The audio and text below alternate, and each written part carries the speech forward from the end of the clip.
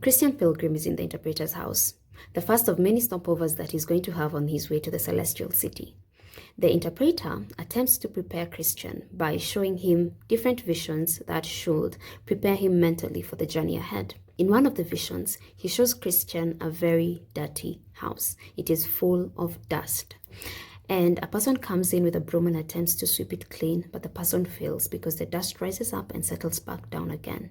And then a second person comes in with water, sprinkles it all over the place, and sweeps the place clean. And he asks Christian, "Do you understand what this means?" Christian says no. And so the interpreter explains. The house represents a man's heart. The dust represents sin.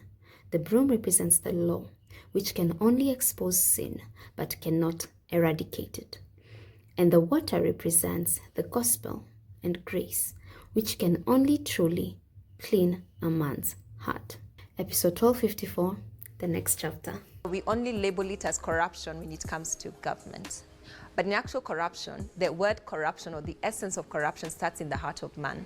Corruption would not happen if you in your heart, you're not desirous of something that you would otherwise not attain if you were to follow the process. The story I quoted in the beginning is a portion of the Pilgrim's Progress. The Pilgrim's Progress follows a man, his name is Christian Pilgrim, who gets an encounter while living in the City of Destruction, and he learns that he has to leave the City of Destruction and go to the Celestial City for him to escape destruction. He does try to tell his family, and they instead taunt him and all that, and eventually he has to leave them behind and walk out alone. And as the story follows him throughout the journey, every step of the journey, he's experiencing different things that a normal Christian would experience in their everyday life heading towards the celestial city.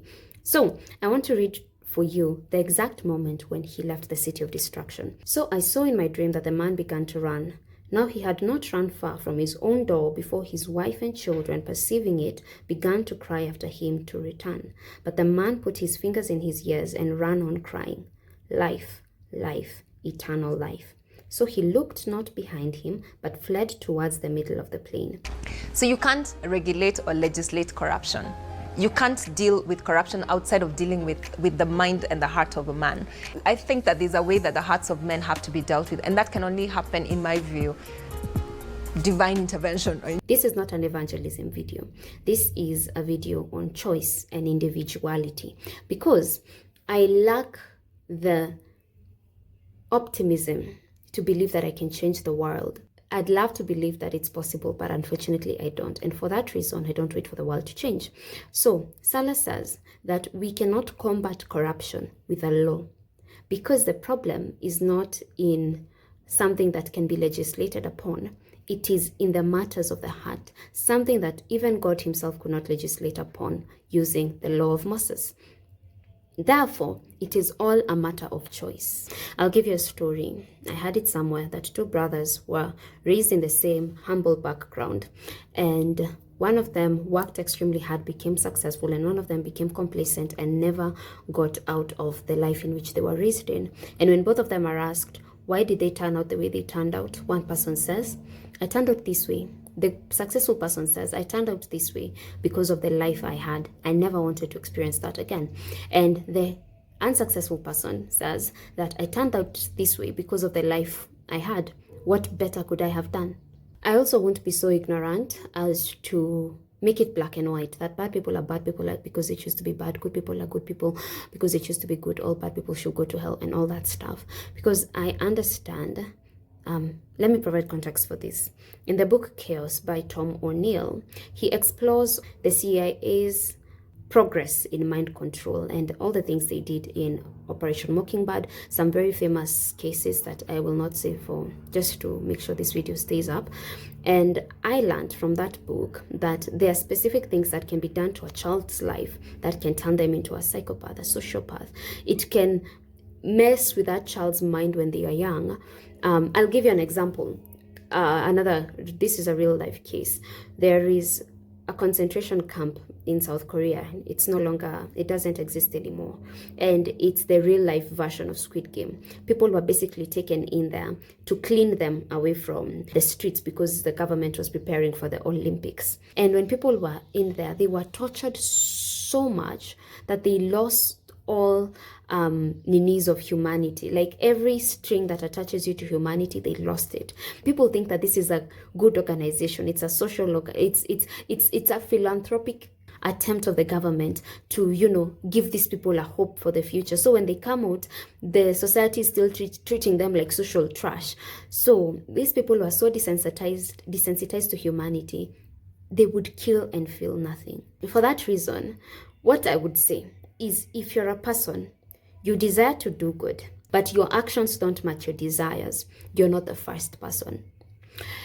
In the book of Romans chapter 7, St. Paul says, that which I want to do, I find not, but that which I don't want to do, that I do. For to will is present with me, but how to do that which I will, I find not. O wretched man that I am, who shall deliver me from this body of sin?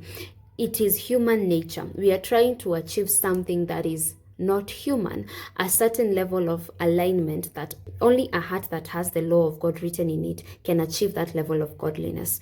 So for that reason, the first thing I will say, give yourself grace. Don't loathe yourself. Been there, done that. And the second thing, unfortunately or fortunately, personally for me it's fortunately, I am living an amazing life here. Unfortunately for you, because you're going to think I'm attempting to convert you. But for me, and just like Stella, as she says in her parting shot, the only solution is God. The epitome of every good thing: love, joy, peace, patience, kindness, goodness, faithfulness, humility, self-control, every virtue you can think of, God embodies it in his fullness. He is an everlasting, bottomless source of that thing, and he's willing to have us mirror him in that way. But there has to be a certain alignment with him. I have to apologetically speak about my God nowadays because people have abused it so much that I have to be apologetic about offering the solution to every problem in life. It's crazy. Actually, I'm not sorry. How can I say sorry? I'm not sorry. I'm not sorry. It is not me who caused. How can I? It starts with morality. I think it's more a lack of morality that convicts us, a lack of ethics. When you do something and it's morally wrong, it's morally it's morally wrong, it's ethically wrong. That's where conviction begins. But these issues are deeper. What you're seeing is the fruit of a root that is deep in your heart. So this is what I'll say. In conclusion, in the parable of the sower, there are 4 types of grounds: good ground, exposed ground, that is by the wayside, thorny ground, and rocky ground. As a person who did agriculture in high school and extremely failed, but there's something I learned that I've never forgotten, is that any type of land can be reclaimed. If a nation like Israel is doing agriculture and thriving, you've seen people reclaim swamps. People reclaim deserts. People reclaim rocky places. Any type of heart can be reclaimed. So just because your heart is rocky, it's too hard for the seed of the gospel to take root. Your heart is thorny. You have very many other things that will choke the seed of the gospel. Your heart is exposed. It's by the wayside. It means your heart is not guarded. You have not protected your heart. It's not guarded. And therefore, the birds, the things of life can come and steal away that word at any time. Just because your heart is anything but fertile ground does not mean you're doomed to destruction. Any land can be reclaimed, and so can your heart. And one of the things that I know beyond a shadow of doubt is that if I was to die today, I know God would be pleased with me. Not because I have done things, but because I have walked with him.